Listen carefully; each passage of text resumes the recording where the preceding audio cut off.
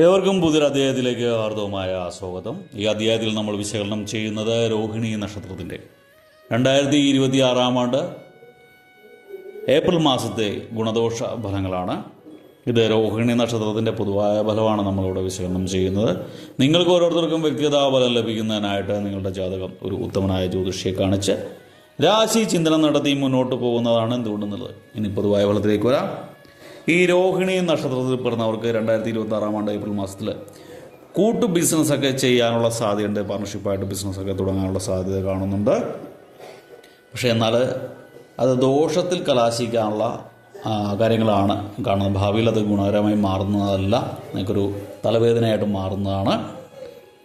ചിലവുകളിലും ആർഭാടങ്ങളിലും നിങ്ങൾക്ക് തീർച്ചയായിട്ടും നിയന്ത്രണം ഉണ്ടാവേണ്ട സമയമാണ്.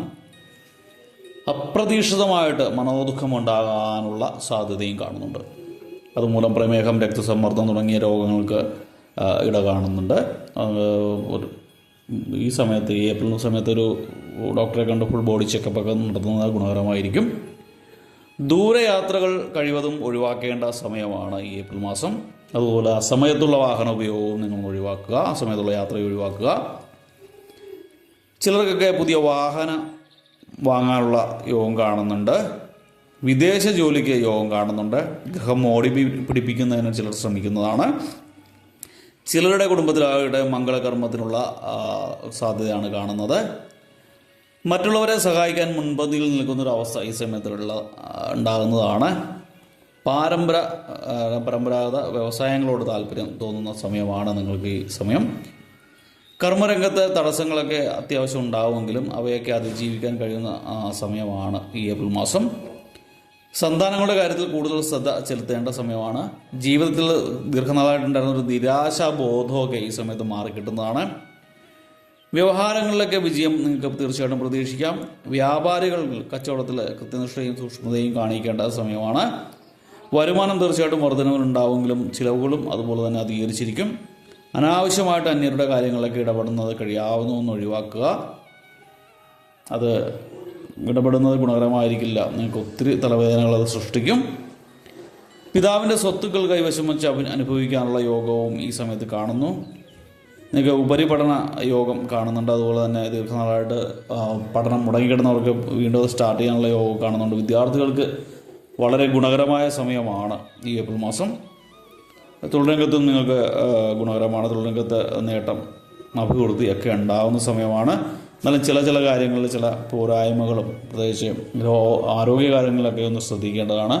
തീർച്ചയായിട്ടും നിങ്ങളുടെ ദോഷഫലങ്ങളുടെ കാഠിന്യം കുറയ്ക്കാനും സൽഫലങ്ങളുടെ മാറ്റം വർദ്ധിക്കാനുമായിട്ട് ബുധനാഴ്ച ദിവസങ്ങളിൽ ശ്രീകൃഷ്ണ സ്വാമി ദർശനം നടത്തുന്നത് ഗുണകരമാണ്. അതുപോലെ വ്യാഴാഴ്ചകളിലൊക്കെ ധന്വന്തരി സ്വാമി ക്ഷേത്രം ദർശിക്കുക, ധന്വന്തരി ഭവന് പാനകം വഴിപാടൊക്കെ നടത്തുക. ബുധനാഴ്ചകളിലൊക്കെ വിഷ്ണു സഹസ്രനാമം ചൊല്ലുക, ശ്രീകൃഷ്ണ സ്വാമി ക്ഷേത്രം ദർശിക്കുക. ബുധനാഴ്ചകളിൽ പച്ച നിറത്തിലുള്ള വസ്ത്രങ്ങൾ ധരിക്കുക, തുളസിമാല ഭഗവാന് സമർപ്പിക്കുക, കുന്നിക്കുരു മഞ്ചാടിക്കുരു സമർപ്പിക്കുക. അതിനേക്കാളൊക്കെ ഉപരി വിഷ്ണു സഹസ്രനാമം എല്ലാ ദിവസവും നമുക്ക് ചൊല്ലാൻ പറ്റിയില്ല എങ്കിൽ ഒന്ന് മൊബൈലിലോ മറ്റേതെങ്കിലും ഇതിൽ കൂടി ശ്രമിക്കുന്നത് നല്ലതാണ്. രാവിലെ എല്ലാവർക്കും സാധിച്ചൊന്നും വരില്ല. അങ്ങനെയാണെങ്കിൽ മൊബൈലിലൊന്ന് പ്ലേ ചെയ്താൽ മതി. യൂട്യൂബിലൊക്കെ ഇഷ്ടംപോലെ ഉണ്ട്. പ്ലേ ചെയ്താൽ തന്നെ മനസ്സിന് കുറേയൊക്കെ റിലാക്സ് ആകാൻ പറ്റുന്നതാണ്. ഇതൊന്നും പറ്റാത്തവരാണെങ്കിൽ പ്രാണായാമം ചെയ്യുക, രാവിലെ വ്യായാമം നിർബന്ധമായും ചെയ്യുക. ഒക്കെ ചെയ്തു കഴിഞ്ഞാൽ കാലം ഒരുവിധം നിങ്ങൾക്ക് മുന്നോട്ട് കൊണ്ടുപോകാൻ സാധിക്കും. എല്ലാവർക്കും ഭഗവാന്റെ കാരണത്താൽ എല്ലാവർക്കും നല്ല രീതിയിലുള്ള ആരോഗ്യവും സൗഭാഗ്യവും ഒക്കെ ലഭിക്കട്ടെ എന്ന് പ്രാർത്ഥിച്ചുകൊണ്ട് നിർത്തുന്നു. വീഡിയോ ഇഷ്ടപ്പെട്ടാൽ ലൈക്ക് ചെയ്യുക. തുടർന്നുള്ള മാസങ്ങളിലെ വീഡിയോ കൃത്യമായി ലഭിക്കുന്നതിനായിട്ട് ചാനൽ സബ്സ്ക്രൈബ് ചെയ്തിട്ടില്ല എങ്കിൽ സബ്സ്ക്രൈബ് ചെയ്യുക. വീഡിയോകൾ കൂടി നന്ദി പറഞ്ഞുകൊണ്ട് നിർത്തുന്നു. നന്ദി, നമസ്കാരം.